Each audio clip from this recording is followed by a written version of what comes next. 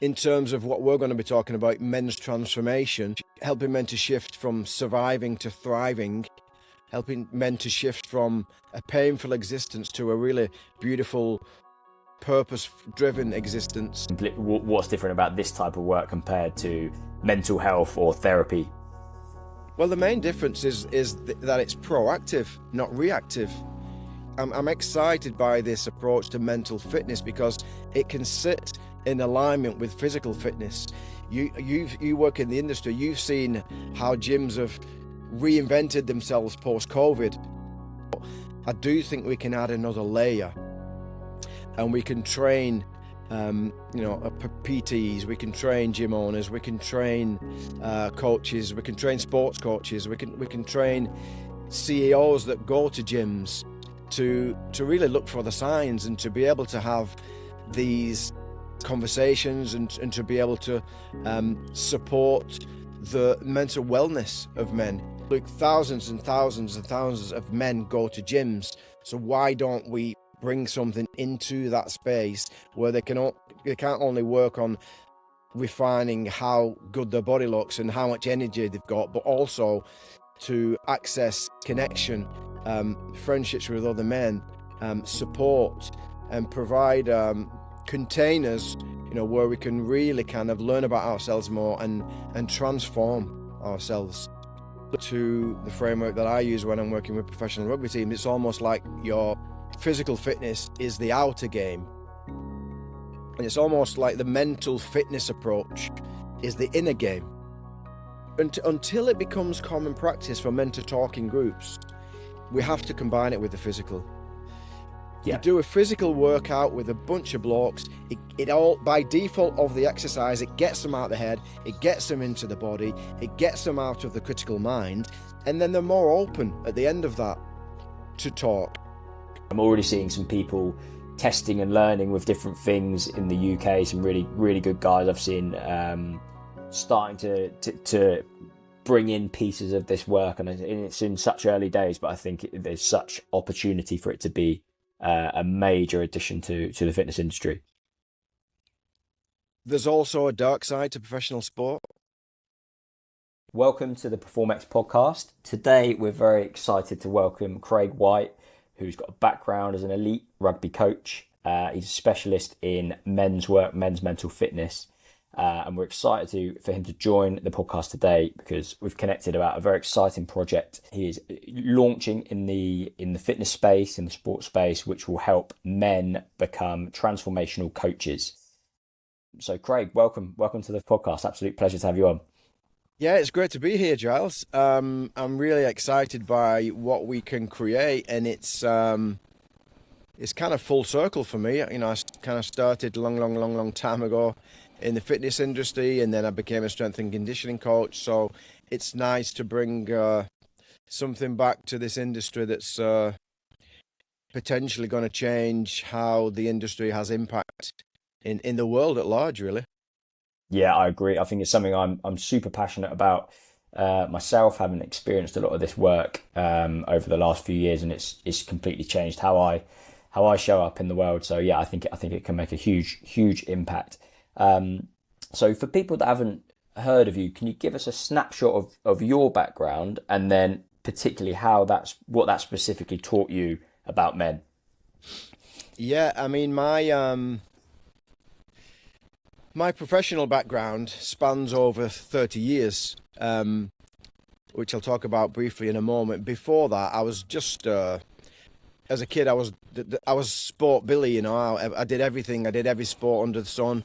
And sport kind of gave me connection with men, a sense of belonging. And then I was supposed to be a professional rugby player. It didn't happen. And then, to cut a long story short, I got into strength and conditioning. I did a BSc in strength and conditioning, a master's in exercise physiology. And then I became a conditioning coach in professional rugby. And I did that for about 15 years full time with teams like London Wasps, Leicester Tigers, Ireland, Wales. I went on 2 British and Irish Lions tours. And then after about 15 years doing that full time, I changed. I left full time rugby, had a bit of a crisis, which I can talk about later. And then just shaped the way I worked with men in a very, very different way. So I've spent the last 15 years not only moving through life and learning more about my own journey. I also became a yoga teacher. I became a meditation teacher. I became a life coach. I studied psychotherapy. I studied lots of different types of therapy, executive coaching, leadership coaching, and now I've got a healthy balance. I still consult in professional rugby with my high performance hat on. And outside of that, I've run men's retreats. I work with private clients. Some of my clients are coaches working in sports. Some of my clients are CEOs. But the constant for me is throughout my whole life has been groups of men, and I realised that in terms of what we're going to be talking about, men's transformation, helping men to shift from surviving to thriving, helping men to shift from a painful existence to a really beautiful, purpose-driven existence. The essence of it is every man needs a friend. Every man needs a really, really close, trusted friend, whether that is someone from your childhood or someone you just met or someone in a gym or a therapist or a coach or multiple friends in a group. Every man needs a friend and somebody that really, really understands what he's going through and can connect with him and hear him and listen to him. That's really step one of the journey for men's transformation. And a lot of men that struggle and a lot of men that end up committing suicide, they don't have that. That's true. That's very true. The stats are quite dire for men at the moment. And looking at that bigger picture, why do you think why do you think this work is so essential? And then why now more than ever? Why is it that moment? I mean, it's essential because it's the stats are probably worldwide, but if we just talk about the UK, suicide is the leading cause of death in men under the age of 50, and 3/4 of all suicides are men. But it's not always about suicide. Unfortunately, a lot of men's work is targeted at suicide, but there's this middle ground of men, and it's common amongst a lot of men that I work with. That on the outside, it looks like things are okay. They're trying their best to show up. They're trying their best to provide and earn the money, and they're pretending that everything's okay. But on the inside, these men are silently suffering. I think it's an epidemic that men are silently suffering. They don't feel comfortable speaking up. We've inherited years and years and years of dogmatic masculinity that says don't cry, don't admit your problems, don't say you're scared, crack on. That's what a good man does. And things are getting worse. So there's a lot of men right now struggling on the inside. They're disconnected. They're lacking intimate relationships. They're in transactional relationships. They can't switch off. Workaholics, distracted, abusing themselves with substance. And that could be something as simple as caffeine or alcohol or sugar or carbs. And lacking playfulness and seeking purpose through work when really we need to be seeking purpose through our relationships and through how much love we can bring back into the world as men. And if you're looking at this work in terms of by definition, what's different about this type of work compared to mental health or therapy? Well, the main difference is that it's proactive, not reactive. Most of the therapists, counsellors, GPs, they're trying to intervene when a guy is in a really, really big crisis. And even when guys are in a really big crisis, they don't ultimately transform through going to the GP. The GP will mask symptoms, and then this problem still can happen if they don't seek out the right type of support.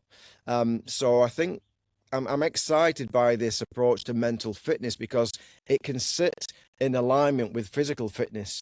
You work in the industry. You've seen how gyms have reinvented themselves post-COVID. and how people are realizing that they need to get fit, they need to get off their arse, but also there's a sense of community that they can connect with when they enter into a gym, which they didn't get in COVID. So COVID, I think, was good for physical fitness, and physical fitness does have an impact on mental fitness without a shadow of a doubt. But I do think we can add another layer, and we can train PTs, we can train gym owners, we can train coaches, we can train sports coaches, we can train CEOs that go to gyms to really look for the signs and to be able to have these conversations and to be able to support the mental wellness of men within that gym space, or even within that fitness space. So I think it's a brilliant concept. I mean, you and I have probably read the book Habit Stacking. Where we talk about when we want to create new habits, let's try to make it easy. And look, thousands and thousands and thousands of men go to gyms. So why don't we bring something into that space where they can't only work on refining how good their body looks and how much energy they've got, but also to access connection, friendships with other men, support, and provide containers, where we can really kind of learn about ourselves more and transform ourselves.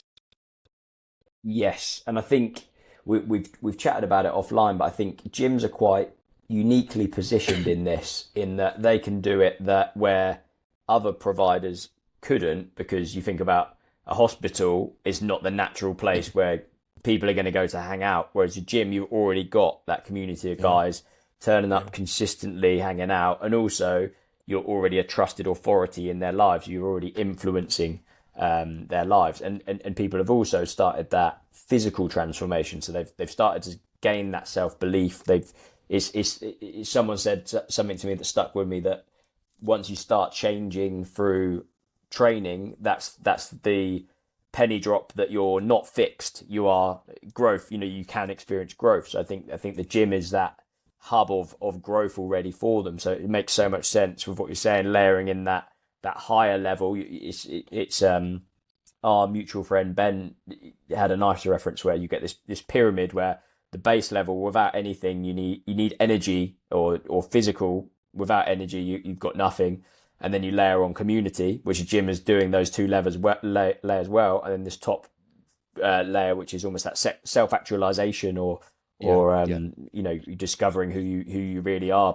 But you need the people, as you said, you need that best friend or that coach for any of that to work, because there's a limit to self-development, as it were. You kind of, and that's what I've discovered, is having that mirror shone on you for the first time is like, wow, all these blind spots and like that kind of thing. And the brotherhood, having guys around you, having close friends around you that experience that journey with you. So yeah, it's almost like it has a very similar framework to the framework that I use when I'm working with professional rugby teams. It's almost like your physical fitness is the outer game. It's your training, it's your sets, it's your reps, it's your metrics, it's your chasing goals, and then you get a reward. You look better, you look leaner, you have more energy, and it's almost like the mental fitness approach is the inner game. It's the inner game. It's what we have total control over. Actually, it's where we build our self-awareness. It's where we build self-understanding. It's where we build radical accountability for our own life. It's where we can change our belief systems. We can build some skills around how we communicate in relationships. We can develop our capacity to self-regulate, to calm down our nervous systems, to learn some skills to be able to become less reactive in life and have more conscious choice and awareness in relationships. Because quite possibly, Giles, and I've worked with a lot of men over the last 30 years, especially one-on-one group retreats in the last 15 years. Quite possibly, the biggest challenge that we have today as men is within intimate relationships, whether that's with your wife or your partner or your kids or your mum or your dad or your close friends or colleagues, whenever any conflict arises, or we feel like we're being judged, or we feel like somebody's expressing disappointment, a lot of men have this incapacity to be with that and to respond with conscious choice and awareness. What we do is we gravitate to all reactive wounds, and we react, and we fight, or we flight, or we freeze, or we people please. And then we start to check out of relationships. So avoidance, a pattern of avoidance, is rife among men right now. And because of that, men are disconnected, and they're also disconnected from the relationship with life, whether that's nature or the women or the kids or themselves and their own bodies. We're disconnected from ourselves, and we're disconnected from life more than ever before in history, I would say. And we're walking around on eggshells, like walking time bombs, you know. At any minute we could react, because we've not built the capacity in our nervous systems to be able to be with what's going on the inside of our bodies, breathe with that, and then respond with choice. And in my work, that's a big focus. We do a lot of physical exercises, and this is also where my work will fit in with the fitness industry. A lot of physical exercises that might be postural work or movement or breath work to build this capacity in our nervous systems. Yeah, yeah, very important, very important. And it's just a complete lack of awareness, I guess, for most men, really, isn't it? It's that complete lack of awareness. And looking at, if you look at current solutions, why is this different? If you're looking at kind of why does what exists at the moment not serve those guys that are kind of in that middle bit? You're not in the crisis point. Well, yeah, we've already mentioned that the current, I guess, interventions, you know, your GP, your counsellor type approaches, they tend to focus on men in crisis. Mm. But also, the men that we're talking about, the men that've got that kind of, I guess, low level anxiety, low level depression, wearing a mask of everything's okay, but really knowing on the inside that it's not, men that can't switch off, men that are distracted, they know something's wrong, but they just never stop because they're not confident enough to stop and listen, because they're worried what might come up.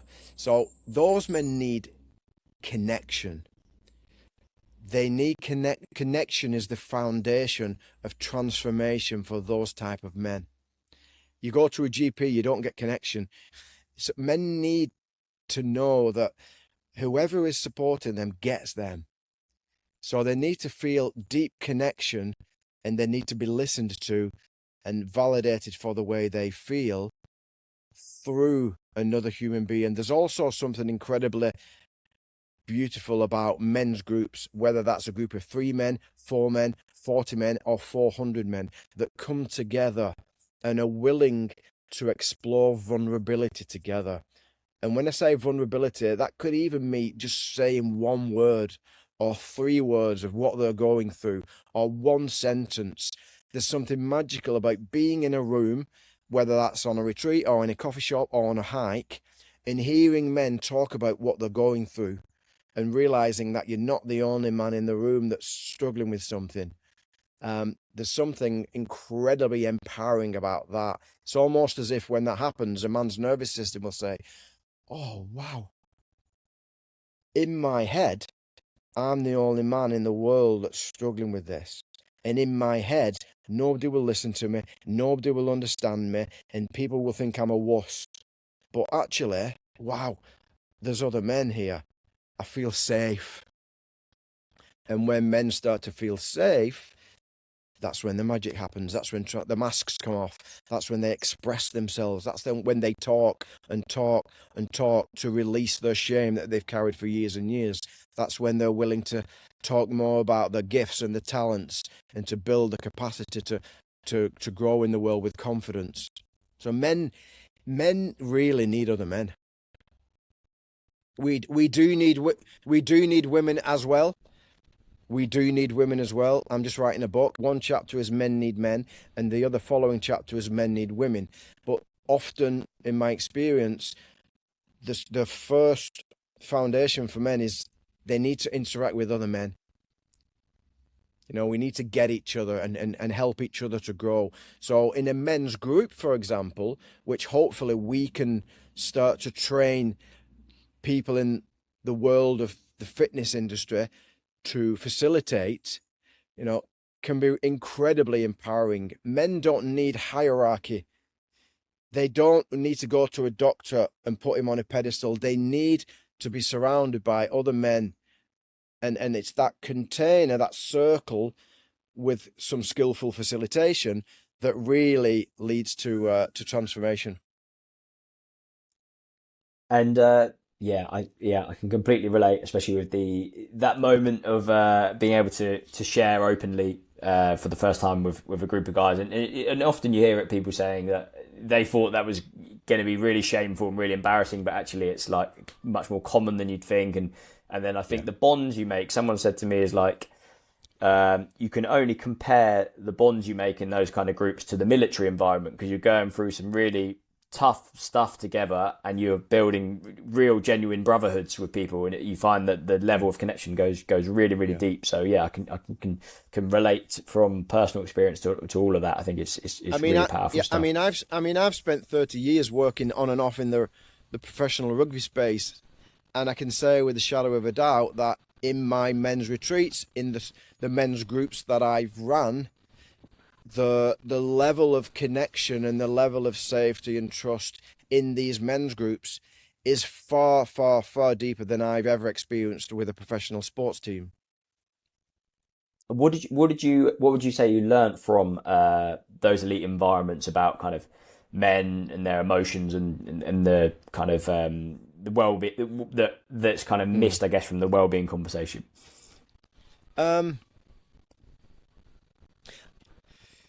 My men's work is kind of been split into two over 30 years. The first 15 years was professional rugby, and the second 15 years has been more kind of gravitating towards this men's transformational space, redefining what it means to lead as a man, etc., etc. Whilst the first 15 years gave me some bonding, humour, banter, an element of connection. A lot of it was performance driven, and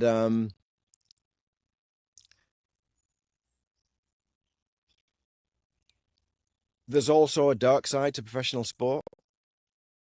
Those men growing up in groups and teenage years and relationship to women and objectification of women and misogyny and violence to women. It is an aspect of professional sport.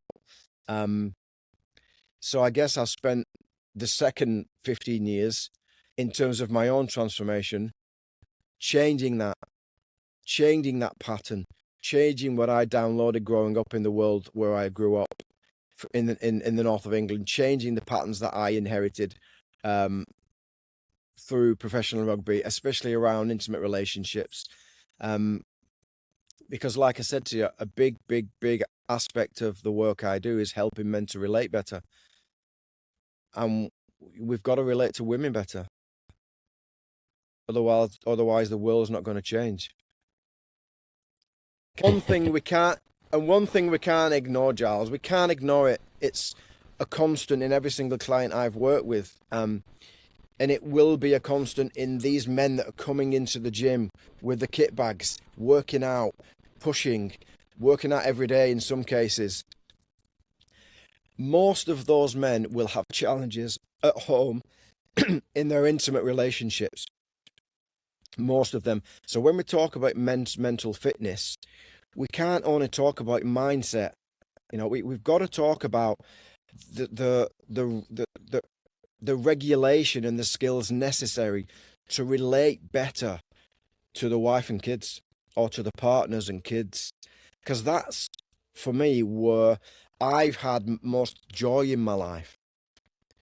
You know, if a man's earning a shitload of money at work and is building a business and is training and is looking ripped and has got a six pack, it doesn't really matter if he's got problems at home in his intimate relationship with his families. So we've got to really help guys to understand how to relate better in that intimate space, because that's really what brings joy to them.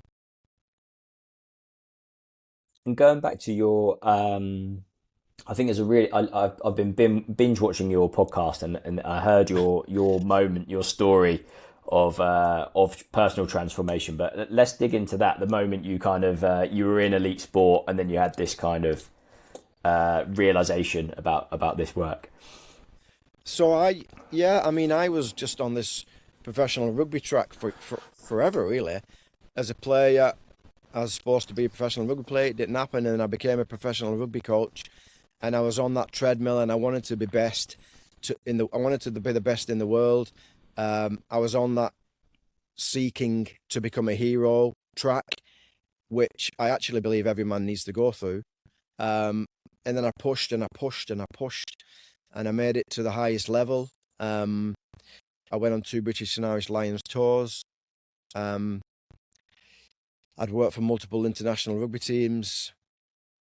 I'd headed up departments. I became a performance coach for the Welsh rugby team. I was managing S&C, and I was managing sports medicine. I was managing the different departments related to physical performance. So you could say I was kind of at the top of my tree in that industry.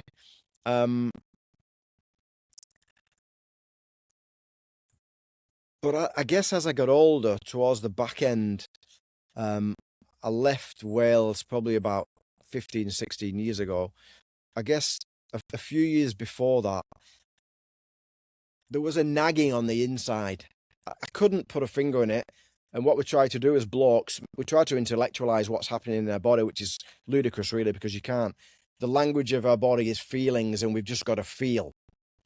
The language of our head is thoughts, and we try and intellectualize thoughts and make sense, which gives us direction. But when we can't make sense of our feelings, we get into kind of internal strife then. So there was stuff going on the inside, and I just didn't like it, and I didn't like these uncomfortable feelings, so I just worked harder and harder and harder. And then there comes a point where we have to feel that. What happened to me was I was really into fitness even in my early 30s and mid 30s, and I was in really, really good shape. And then I went on a yoga retreat to Thailand with my ex-wife. I wasn't into yoga, but I was interested because I was a curious cat.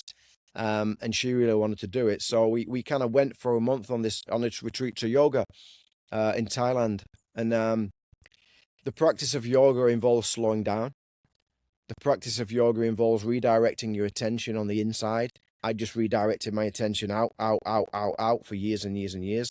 And the practice of yoga ultimately leads to the practice of meditation. Meditation involves stopping.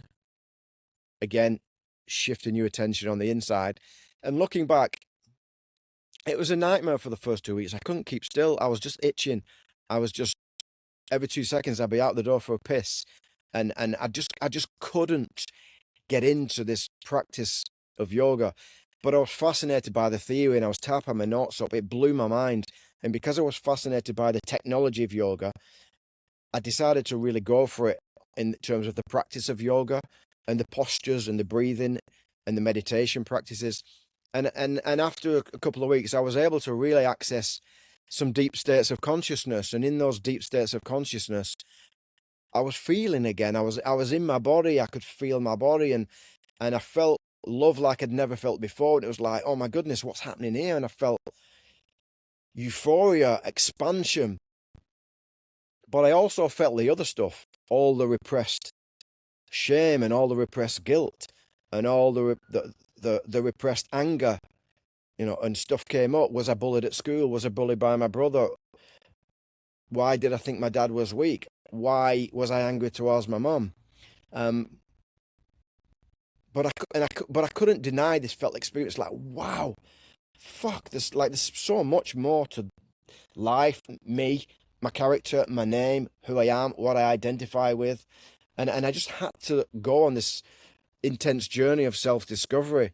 So I went back to Wales, and without going through the whole year and a half, I knew I couldn't stay, but life was telling me I had to stay. Prestigious job, good money, good relationship, live by the beach.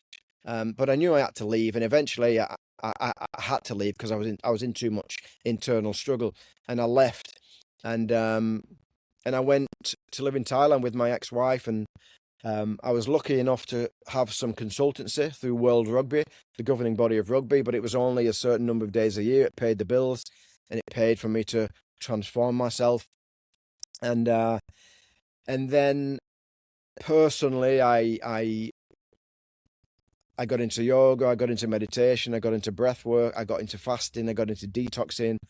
I work with coaches, I work with therapists, and I went on retreats. I got into men's work. The first ever time I was in a men's circle was in the yoga school I was involved in Thailand. And we were talking about the male archetypes, the king, warrior, magician, the lover, and it blew my mind. I'm thinking, wow, I'm sat in a circle here and all these men are different. I just feel a sense of connection with these guys because they're all being vulnerable. We connect at that level of vulnerability. And then I was going every single week.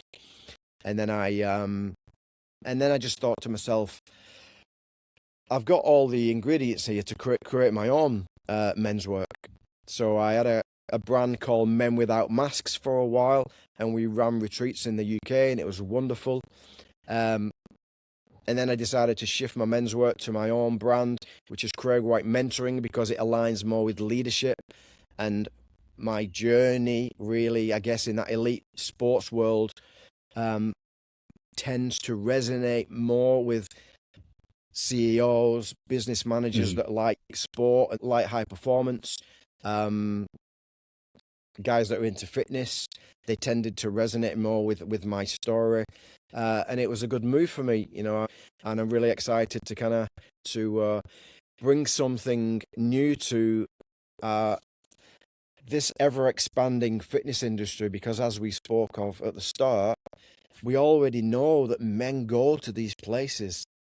So why not provide something for these men, for them to navigate this inner game, you know, navigate this inner journey, navigate the mental fitness, their inner fitness, not only the outer fitness. Completely. Yeah, completely. That's an awesome story. And yeah, bringing it into the next steps of the fitness industry chapter. I think most gyms talk about the importance of mental health, but very few have, I guess, a system in place for that. What's the cost of that gap for them culturally and commercially? I mean, the cost of that gap culturally is they're kind of missing a trick, in the sense of,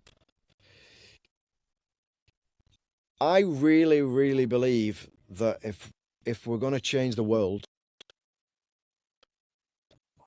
first and foremost, men have to change.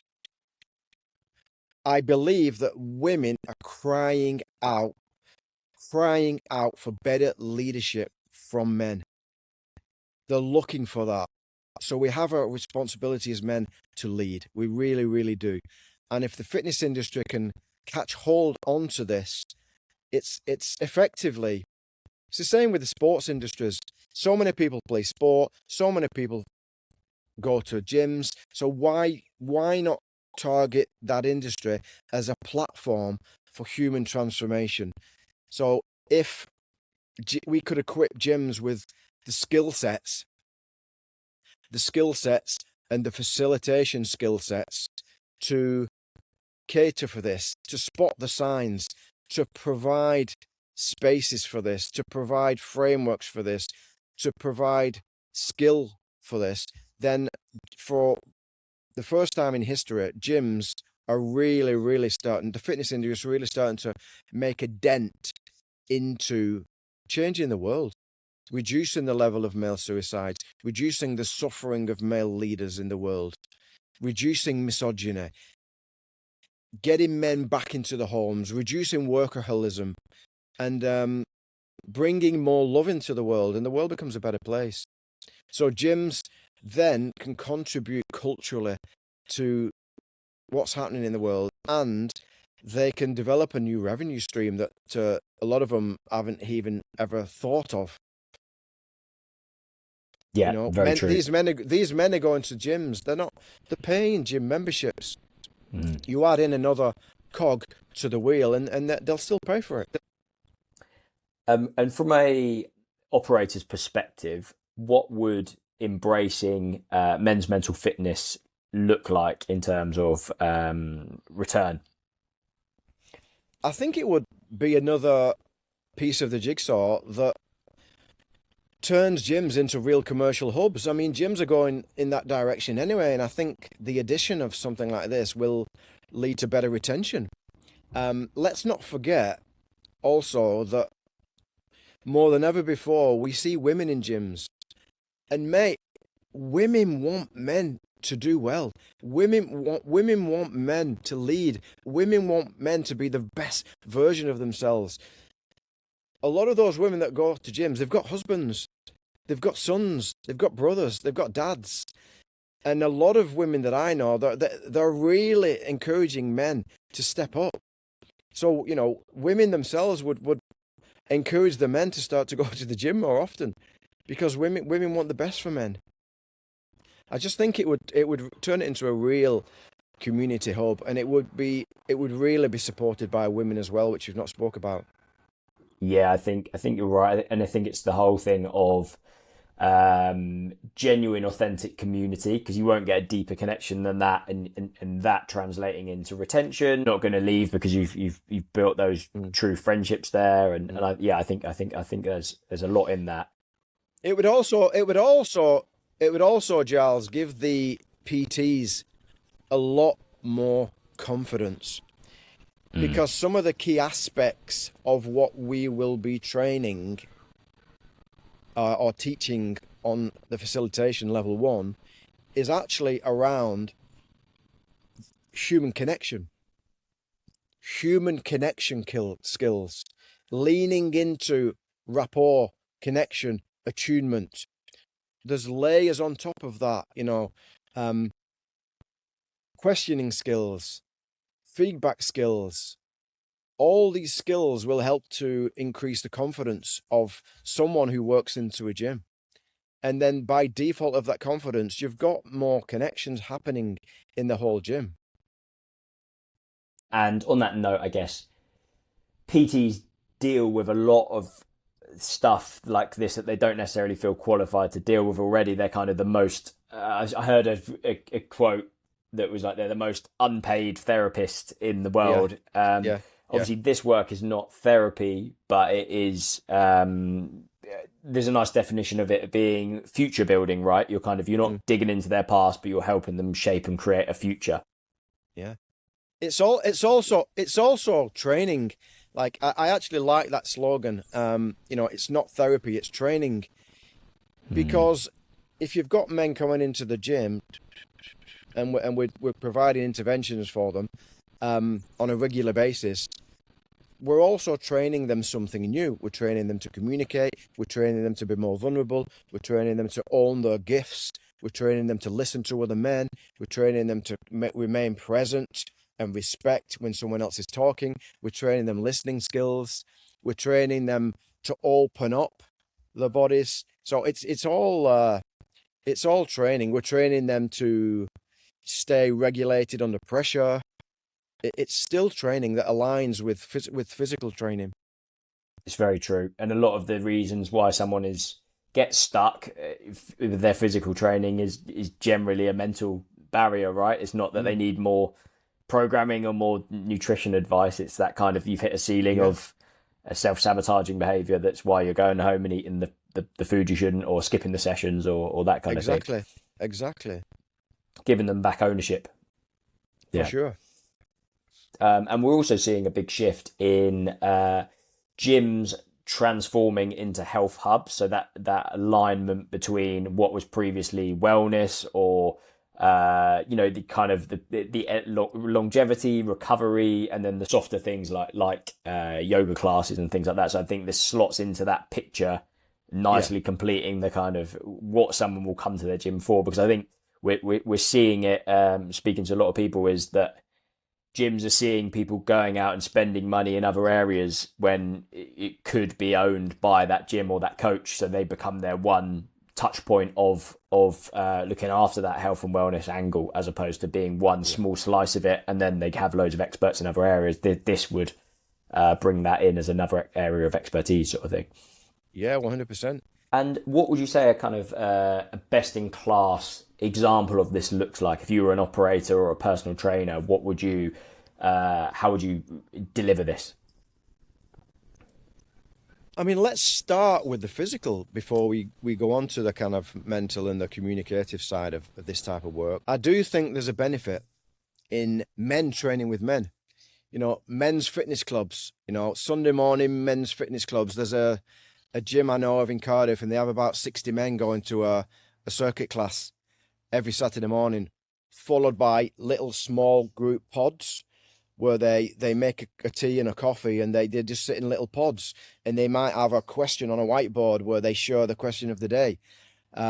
Something like that is a start. Men's only yoga classes, men's only breathwork classes, men's only meditation classes.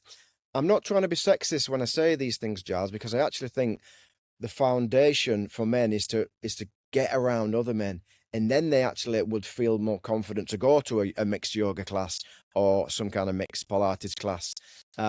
So I think starting off, men's only classes would be an excellent way to do that. And if something like that was in the gym weekly timetable, it would be a move in the right direction. As it gets more popular and people start to buy into it, you could have men's only circle classes. I don't know, 1 night a week, 2 nights a week, where you actually do some circle work, which is what we'll teach a lot of in our level 1 facilitation. But because it's a gym, it really does make sense to combine it with the physical. So I love that idea. I smile when I think of a group of men, I don't know, even 10, 20, 30, 40, 50 men coming together in a big gym, working out together on a Saturday morning.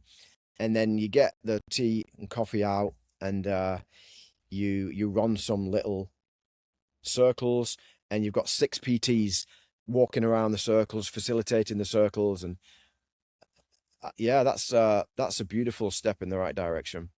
Men would definitely come back every Saturday for that. Yeah, and I think going back to the point around it being proactive and positive, I think the angle of men doing a cool physical challenge together, be it some kind of class or some kind of new experience. I did Tai Chi the other day with a load of guys, which was interesting. But I think it's that growth-minded element to it, and not about it being these kind of, if you're feeling low, come to this circle and that kind of thing, which I think just men don't feel right about. It's not, those things aren't appealing to men. They don't want to go to that. But if you make it something cool, the guy will still go. He'll still go, even if it's the guy that feels down. He'll still go, but then you'll also appeal to those middle guys that aren't necessarily feeling any suicidal thoughts or anything like that. But you're able to. Everyone's looking for more connection. It's a perfect marriage between the physical and the mental. If we teach guys only to do circles and you put that in the schedule exclusively, it'll scare some guys off because they think it's therapy. So until it becomes common practice for men to talk in groups, we have to combine it with the physical. You do a physical workout with a bunch of blokes. It all, by default of the exercise, it gets them out of the head, it gets them into the body, it gets them out of the critical mind, and then they're more open at the end of that to talk or to go on a walk down the canal. The other useful way of unleashing these facilitation skills that we're going to teach is also on walks in nature. It doesn't always have to be in the gym. It could be that every Saturday morning you go for a walk in nature. Yeah, I really like that, and something that stuck in my head, I think, and I think why this conversation sparked originally was, I think it's fitness can be that sort of that gateway drug to men discovering this work, because they won't turn up, like you said, to a circle alone. They wouldn't just go to a circle because it feels like therapy, it feels like I'm going to be exposed, but actually turning up to a men's only class, but there's going to be good conversation, it's going to be deeper than just a fitness class, because it's angled as a growth minded men's conversation based, but you want to turn up to something cool, a men's only run club, a men's only hike, and that kind of thing, and it's going to be coach led. But it means fitness can really be that catalyst for this change. And then another important point, I think, is the ripple effect on that. So you're not only changing the man, but you're changing how he interacts with his partner, his kids, his communities, and what he goes on to build as a result. So I think the ripple effect of it is really huge, and something that really excites me. In kind of seeing this ingrained in the fitness industry. I'm already seeing some people testing and learning with different things in the UK. Some really, really good guys I've seen starting to bring in pieces of this work, and it's in such early days, but I think there's such opportunity for it to be a major addition to the fitness industry. Yeah, I agree. Craig, an absolute pleasure having you on today. Where can our audience find out more? Well, we're doing our first group facilitation program, 5th, 6th, 7th of June in London, where we're going to be running a 3-day intensive training program to teach men, whether they're PTs or coaches or from outside of sport, gym owners. We're going to be teaching men to lead men's groups and to facilitate groups of men, and the skills that they'll walk away with will also enable them to be a much more connected, compassionate, skillful PT in their one-on-ones. And you can find more about this training on menscoachingcourse.com. Awesome. Great to chat, Craig, and catch up soon. Yeah, pleasure, mate. Look forward to it.